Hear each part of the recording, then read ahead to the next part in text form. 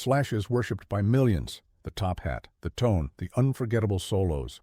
But fame breeds friction, and over the years, the guitarist's swagger, alliances, and blunt honesty have left him with a long list of enemies. Below is a clear human-told account of the 9 rockers and scenes who ended up openly despising Slash, why they hated him, how it played out, and where those stories landed. 1. Axl Rose. No list about Slash's enemies can start anywhere else. The public split between Axl Rose and Slash is the stuff of rock legend, one of the most electric partnerships in hard rock that eventually imploded into years of bitterness. In the band's golden run, Axl's theatrical, mercurial frontman energy paired perfectly with Slash's smoky, bluesy guitar. But by the early 1990s, creative differences and personal conflicts had become toxic. Slash wanted to keep things raw and guitar-driven. Axl wanted grander, more orchestrated and experimental sounds. Add Axl's chronic lateness, disputes about control, and the pressure cooker of fame, and the bond frayed. By 1996, Slash walked away from Guns N' Roses. For years, they barely spoke, trading barbed quotes through the press. In February 2009, Axl famously called Slash a cancer. In an interview, one of the most savage lines a frontman ever leveled at a former bandmate. Then the shock. In 2016, Slash rejoined Guns N' Roses for the Not in This Lifetime tour.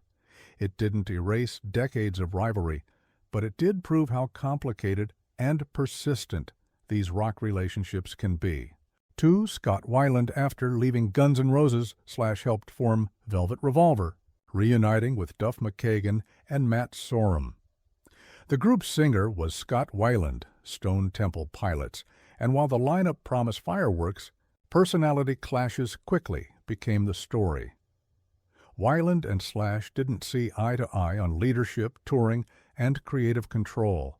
Weiland bristled at feeling like a replacement for Axl, while Slash struggled with Weiland's unpredictable behavior and substance issues. The tension reached a boiling point on March 20, 2008, at a Velvet Revolver show in Glasgow. On stage, Weiland declared, "You're watching the last tour by Velvet Revolver," and that public breaking point led to his departure a few weeks later. The band never fully recovered. The project was powerful musically but volatile personally. 3. Yngwie Malmsteen's Swedish virtuoso. Yngwie Malmsteen represents a wider fault line in rock, technical shredding and neoclassical virtuosity versus bluesy feel and rawness.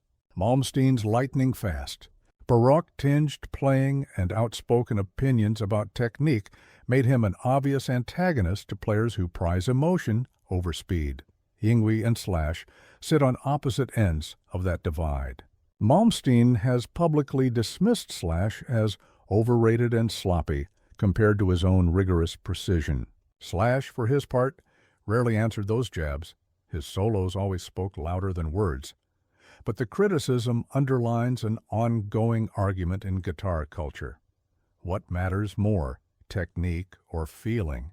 4. Liam Gallagher, Oasis frontman. Liam Gallagher is famous for blunt put-downs and sharp humor, and Slash was an easy target. Gallagher mocked Slash's look, the top hat, sunglasses, cigarette, as a costume rather than a sign of substance, calling him an idiot in interviews and reducing the image to cartoonish excess. This feud was less about personal bitterness and more about contrasting ideals. Gallagher's Britpop minimalism and working-class posturing versus Slash's larger-than-life American rock persona. Slash didn't engage. He let the music and the fans judge. But Liam's barbs reverberated. He had a way of making headlines and prompting debate. 5. Courtney Love. In the early 1990s, Courtney Love's scathing cultural critiques were aimed broadly at the excesses of hard rock, and Guns N' Roses was an easy emblem. Although much of Love's fury was directed at Axl, Courtney Love lumped Slash in with a band she felt epitomized a misogynistic, overindulgent rock culture. For her and many from the grunge alternative camp, Guns N' Roses were part of the old guard, whose fame was built on groupie mythos and macho theatrics. Courtney's remarks reflected a larger generational and cultural clash, not necessarily a personal beef with Slash, but a rejection of what he represented to her movement. 6. Poison, the rivalry between Guns N' Roses and glam metal acts, such as Poison, goes back to LA's hyper-competitive scene of the 1980s. There's an extra sting here. Before GNR blew up, Slash actually auditioned for Poison, who chose CC DeVille instead.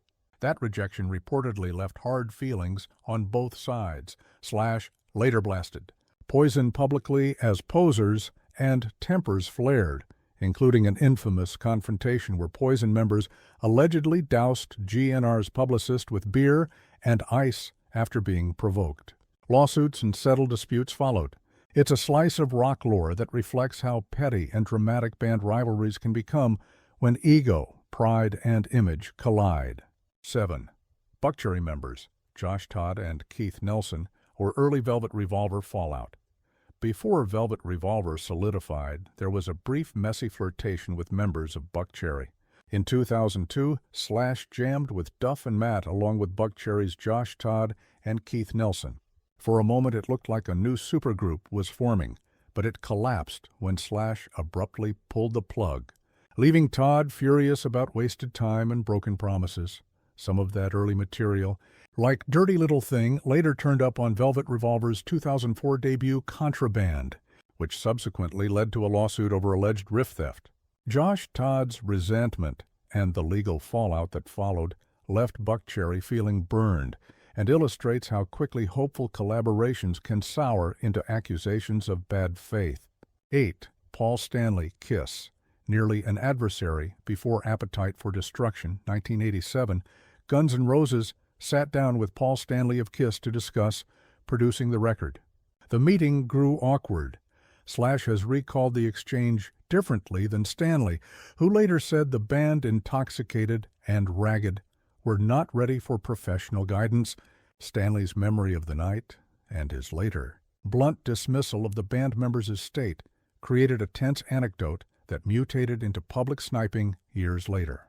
This wasn't a full-blown feud, but it's a reminder that early career encounters with rock veterans can leave bruises and bitter stories that resurface in interviews and memoirs.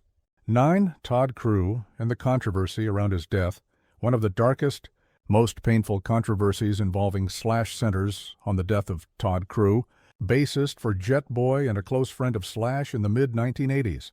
Slash recounts a traumatic scene in 1987 where Crew overdosed and died in his arms.